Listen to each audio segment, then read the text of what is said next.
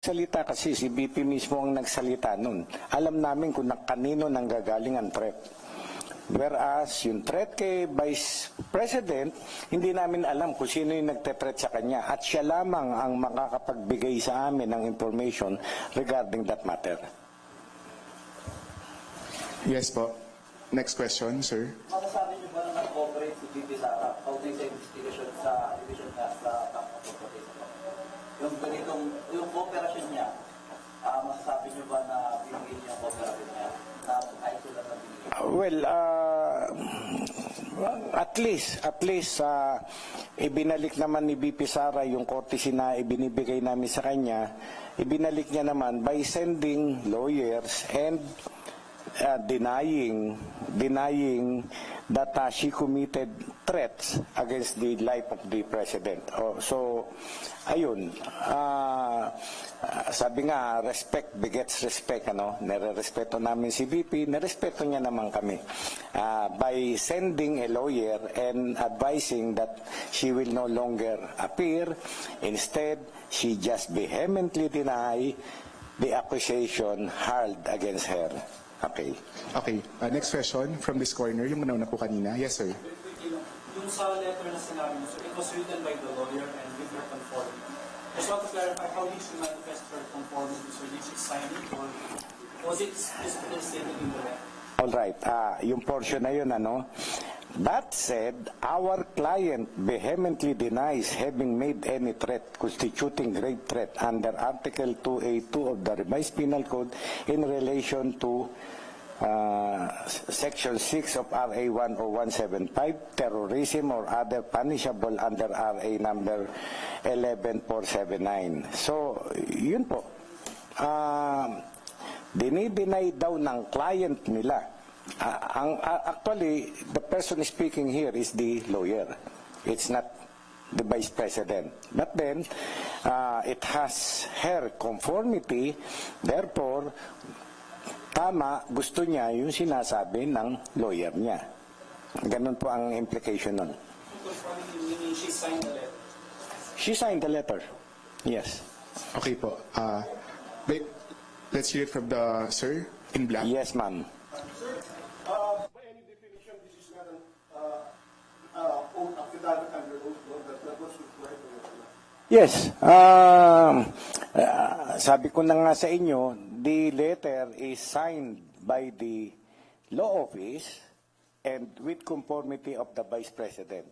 It is not the sworn statement that we are looking for or the counter affidavit that we are looking for. All right. Sir? Yes po.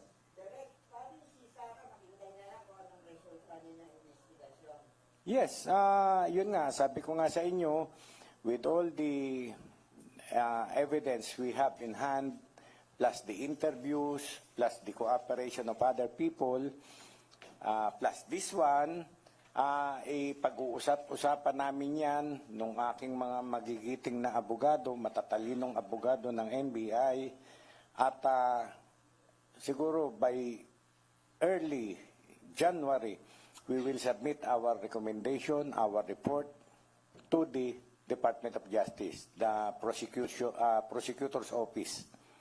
Ganun po. Yes, ma'am in white. Sir, ano yung impact nitong pinadala ng lawyer compared if magsasubmit siya ng counter affidavit? Mas maganda sana kung counter affidavit because counter affidavit ay siya ang affiant, siya ang nagsasalita. No? Whereas ito, ang nagsasalita dito ay ang kanyang mga lawyer, nag-conform lamang siya dun sa sinasabi ng mga lawyer.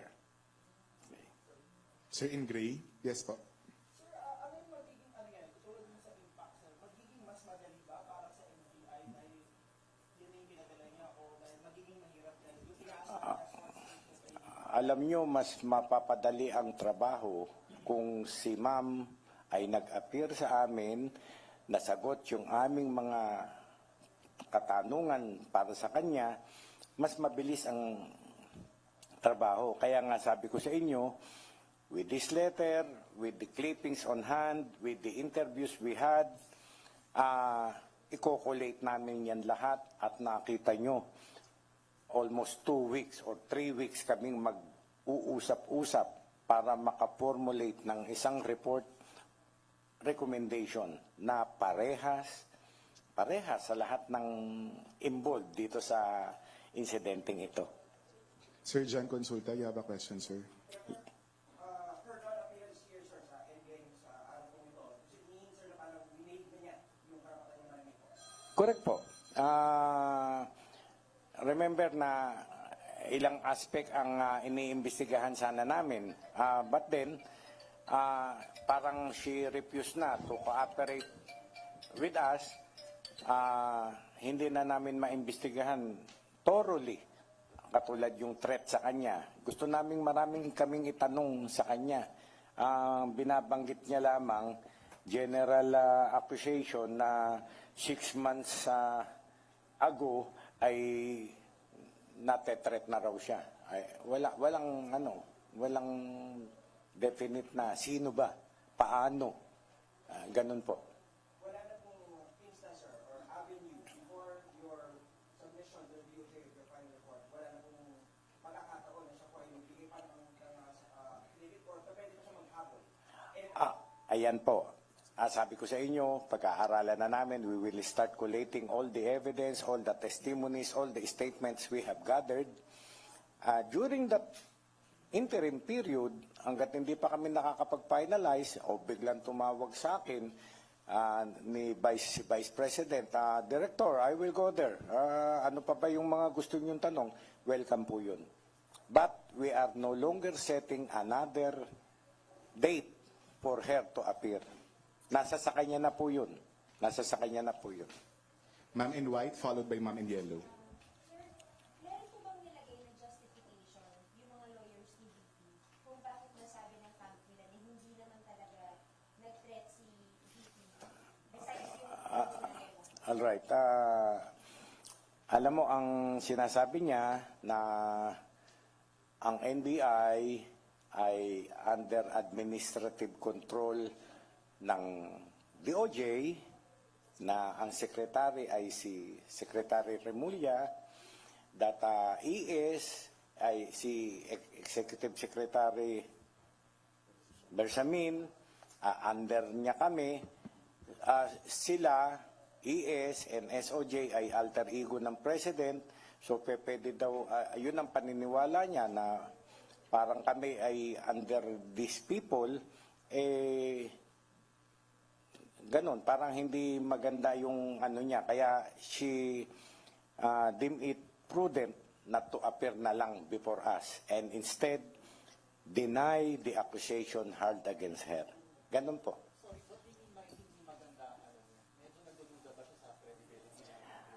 Kung babasahin po natin ito, basahin ko ng diretso, no? Okay. We thank you for your letter dated 02 December 2024 in which you summarized the factual antecedents and expounded on the subject matter of your investigation. In your letter, you confirmed, among others, that your investigation involved our client press conference on November 23, and in October 2024, it was initiated motu proprio after the Executive Secretary issued a statement referring to the Presidential Security Command and alleged active threat on the President for immediate and appropriate action, and two, by the directive of the Secretary. With due respect, we just state that obvious that the Honorable Secretary of Justice is this office administrative superior, head of agency and the President's alter ego, while the Honorable Executive Secretary is the President's chief alter ego. Given these facts, you will kindly understand our client's prudence in her cooperation with the office and her desistance from appearing and giving any statement on December 11, today, 2024. Ganun po ang pagkaka-relay sa amin. Well,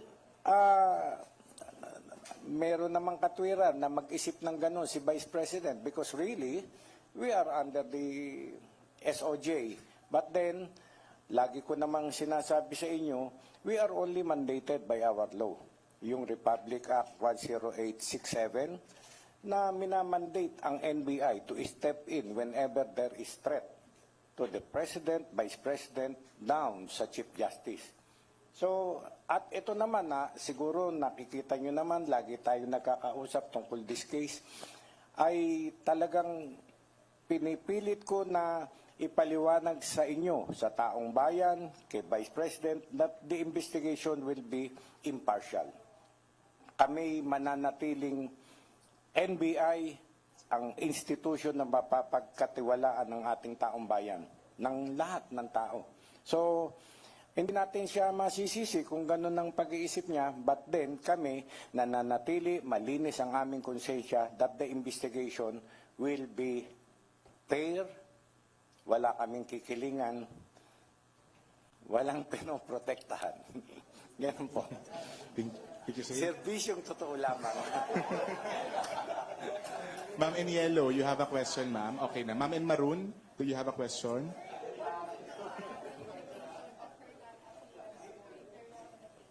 What would be the implication of her non-appearance in terms of the case? Parang, are we expecting na mas magiging against her yung recommendations ng NBI since hindi siya nagbigay?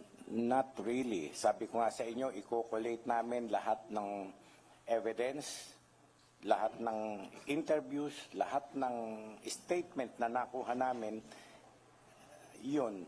At naniniwala ako na ako bilang judge, abogado, 5 panel kami, puro abogado, ay yung percentage ng pagkakamali ay siguro malaki na ang 2% ng pagkakamali. Dahil kami talagang yung katotohanan lamang ang palalabasin namin. Ganun po. Okay. Any other questions from the media? Ma'am in white, yes po. Sir, yung threat sa life ni Vice President, how are you going to go about that since hindi siya nagbigay ng any detail? Ayun nga po, yung threat tungkol sa buhay niya, hindi naman kami titigil din ng ng pag-iimbestiga. But then, wala kaming concrete nga na evidence na siya ang na-threaten . So, alam niya kung sino nag-threat sa kanya. May proof ba tayo? Yung mga ganon, yun ang mga kailangan namin kay Vice President. But then, we will go over nung reading between the lines kami. Paano ba siya na-threat? Sino ba nag-threat? Ano bang mga circumstances ang sinasabi niya na na-threaten siya? So, ganun po kahirap lalo ang aming gagawin na investigation about the threat on her. So instead na mas mapapadali yung trabaho nyo dahil kung nagbigay siya ng details, as in zero kayo pag nag-investigate. Ayan na nga, yun na nga, hindi siya nag-cooperate para bigyan niya kami ng konting information lamang na kami na magbi-build up nun sana. No? Kung may konting information from the Vice President, kami na magbi-build up nun, kami na magkakalkal nun. Kaso, wala . Oh, yun, ganun. Sir, from Manila Bulletin. Would you advise sa not to do the same pag nag-conduct na ng preliminary investigation ang DOJ? Siyempre, sabihan natin si ma'am na mag-appear, no? Kasi alam mo, ako bilang judge, bilang dating pulis, lagi kong sinasabi, ang kaso, hinaharap, hindi tinataguan yan. Harapin mo yan. Problema mo yan . Okay, but then, kung ayaw niyang harapin, talikuran niya, look out ni ma'am yun. Look out niya po yun. Wala po tayong magagawa doon. No? At sana maintindihan din ng ating mamamayan na ayun lahat ng problema hinaharap, hindi tinatakbuhan yan. Lahat ng akusasyon sa iyo hinaharap yan, hindi mo tatakbuhan yan. Ganun po. Okay. Ma'am in red, you have a question? Sir, pero to clarify lang din po, kasi last time may 2 request po si VP Sara. Sinagot po ba natin po? Yes. Yes, nandito sa niya, nagpapasalamat siya. We thank you for your letter dated December 2 in which you summarize the factual antecedents. Nagpasalamat siya. Yes. Okay. Ma'am, Do you have a Oh, question? so, wala na. Okay.